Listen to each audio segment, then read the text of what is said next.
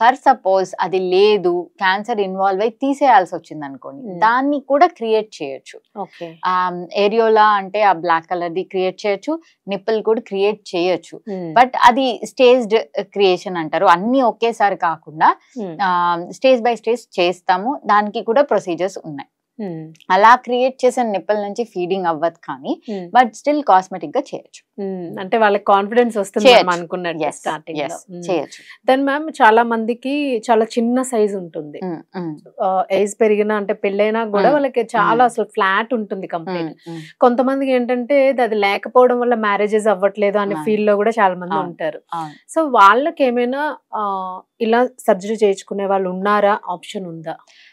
Breast గురించి size చిన్నగా ఉన్ని చాలా మంది అప్రోచ్ అవుతారు.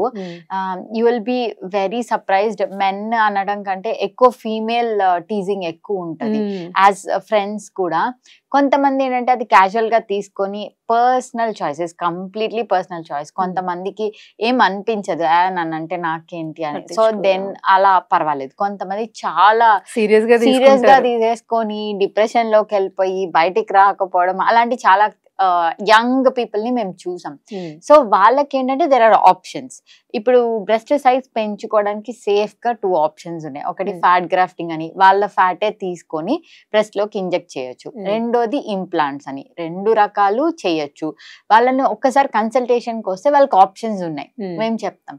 సో ఆ ఒక్క సర్జరీ చేసిన తర్వాత వాళ్ళకి చాలా కాన్ఫిడెన్స్ బూస్ట్ అవుతుంది అండ్ దెల్ బి హ్యాపీ. చేయొచ్చు. సో అలా చేసినప్పుడు నిప్పల్ ఏమైనా డిస్టర్బ్ అవుతుందా? అవ్వకుండా యూజువల్లీ ఆ 2 ప్రొసీజర్స్ లో నిప్పల్ ఏరియాలో డిస్టర్బ్ అవ్వదు. And then they pregnancy lactation time లో కూడా దే క్యాన్ ఫీడ్. ఇంకొక మెయిన్ క్వశ్చన్, చాలా మంది ఇప్పుడు జెండర్ సో దాని గురించి చెప్పండి. ఎవరైనా మీకు అలాంటి కేసెస్ ప్లాస్టిక్ సర్జరీలో జెండర్ ఈ మధ్య కాలంలో there is lot of acceptance and people also are coming forward. ఇంతకు ముందు చాలా ఇన్హిబిషన్ ఉండేది పీపుల్ కి అప్రోచ్ అవ్వడానికి కూడా డాక్టర్స్ కి. ఇప్పుడు చాలా మంది వస్తున్నారు, చేస్తాం. Gender reassignment 2 రకాలుగాను, male to female పెట్టాలి, ఫీమేల్ టు మేల్ తీసేసేయాలి, 2 చేయొచ్చు. అదే అంటున్నాం కదా, తక్కువ ఉన్న వాళ్ళకి పెంచడం ఒకటి, ఉన్న బ్రెస్ట్ ని తీసేసి కూడా చేయొచ్చు. సో 2 రకాలు చేయొచ్చు, చేస్తాం అది కూడా.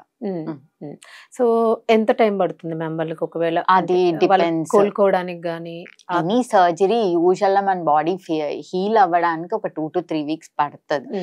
But there are certain cases healing issues రావచ్చు. అది ఒక కొంచెం డిలేడ్ హీలింగ్ ఉండొచ్చు. కొంతమందికి మంచిగానే హీల్ అయిపోతే 2 to 3 weeks అనేది యూజువల్ టైం ఫర్ హీలింగ్.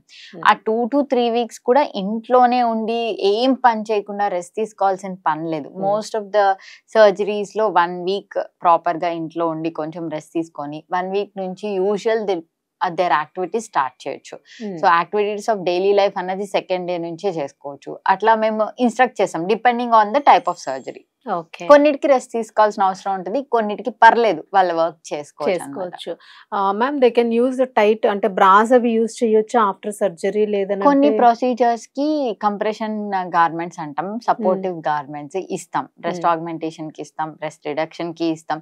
అట్లా మేము చెప్తాం ఎలా వాడాలి, ఎన్ని అవర్స్ డే వాడాలి, ఎన్ని వీక్స్ ఆర్ మంత్స్ వాడాలి అని చెప్తాం. దాని ప్రకారం వాడాలి, సర్జరీ ప్రకారం టైలర్ చేసి ఇస్తాం.